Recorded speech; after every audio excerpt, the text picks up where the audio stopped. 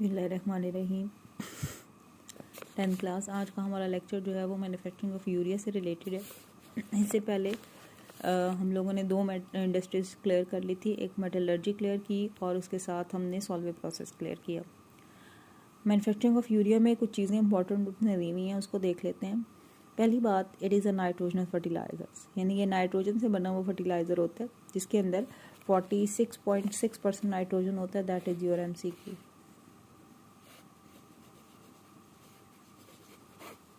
ये हर साल MCQ आता है। इसका करेक्टर ये है, that is white crystalline compound. White colour का क्रिस्टलाइन होता है सॉलिड फॉर्म में, हाईली सॉलेबल इन वाटर, पानी के अंदर सबसे ज़्यादा सॉलेबल होता है। इसके साथ साथ यूरिया जो है उसको इस्तेमाल किया जाता है बहुत सारे केमिकल्स बनाने के लिए, लेकिन 90% यूरिया उसको आप फर्टिलाइज़र बनाने के लिए इस्तेमाल करते हैं।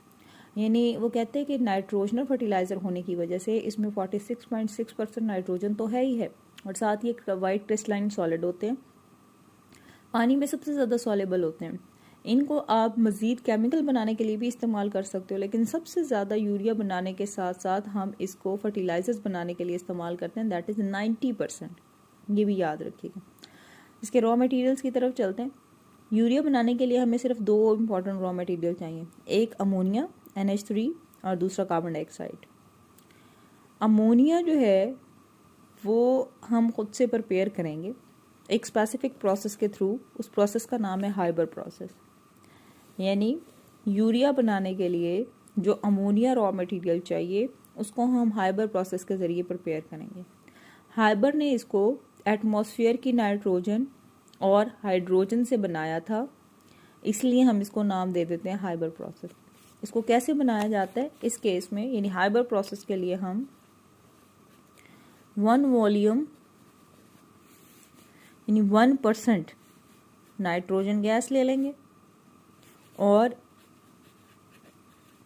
3 वॉल्यूम हाइड्रोजन गैस ले लेंगे। ठीक है जी। और वो कहते हैं कि आप इसको 450 डिग्री सेल्सियस पे गर्म करके और 200 ATM का प्रेशर देकर बना सकते हो। इसकी आपकी बुक में एक चीज़ लिखी हुई है कि हाइबर प्रोसेस के थ्रू बनाने के लिए हमने हाइड्रोजन और नाइट्रोजन को कंबाइन करना है, जिसको बनाया जाता है obtained by passing methane and steam over heated nickel crystal. Nickel crystal की मौजूदगी में स्टीम और मीथेन गुजार कर हाइड्रोजन और नाइट्रोजन को कंबाइन कर लिया जाता है। ठीक है। इसके साथ that is passed over iron crystal catalyst. Iron catalyst अगर हो तो फिर आप 450 डिग्री सेल्सियस का टेम्परेचर दो और 200 ATM प्रेशर दो। कैटलिस्ट की मौजूदगी में ये रिएक्शन करेंगे हम। सो इस केस में होगा क्या, नाइट्रोजन कंबाइन हो जाएगा हाइड्रोजन के साथ, रिवर्सेबल रिएक्शन होता है ये, 450 डिग्री सेल्सियस का टेम्परेचर और 200 ATM का प्रेशर, दोनों को जब आप करोगे कंबाइन, दैट इज क्या बन जाएगा NH3। इसको करोगे balance, so that is in this form. इस फॉर्म में हम अमोनिया गैस प्रोड्यूस कर लेते हैं। इस अमोनिया गैस को फर्दर इस्तेमाल किया जाता है। इस अमोनिया गैस को हम कहाँ और कैसे इस्तेमाल करेंगे इसको अभी हम देख लेते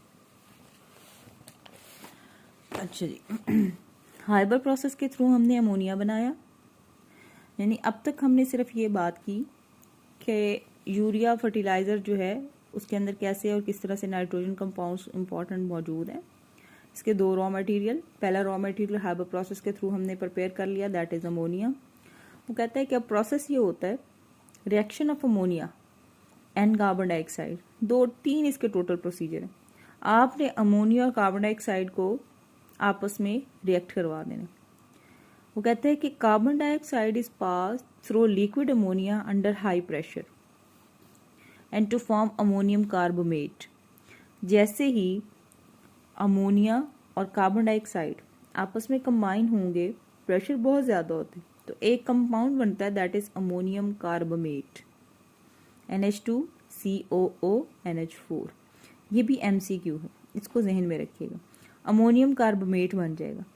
अब हम क्या करेंगे, इस अमोनियम कार्बोनेट को एवापोरेट करवाएं, क्योंकि यहाँ पर टेम्परेचर बहुत ज़्यादा था, लिक्विड थे दोनों, टेम्परेचर भी हमारे पास डेफिनेटली इतना नहीं होगा। सो हम क्या करेंगे, इसको हीट करेंगे।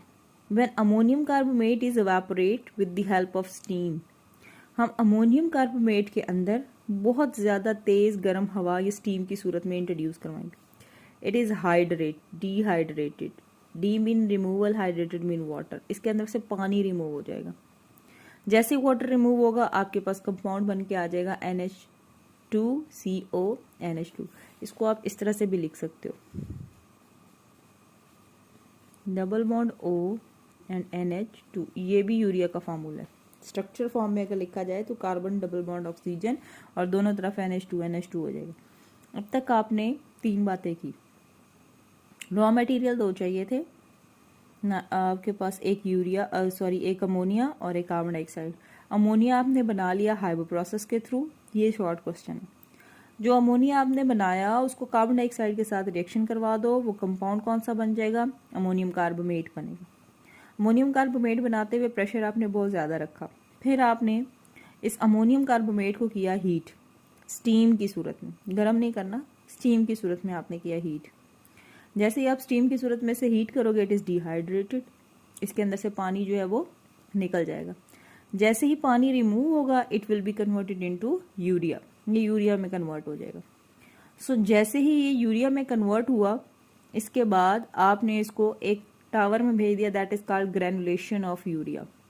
ग्रैनुलेशन का मतलब होता है छोटे छोटे दानों की सूरत में बनाना।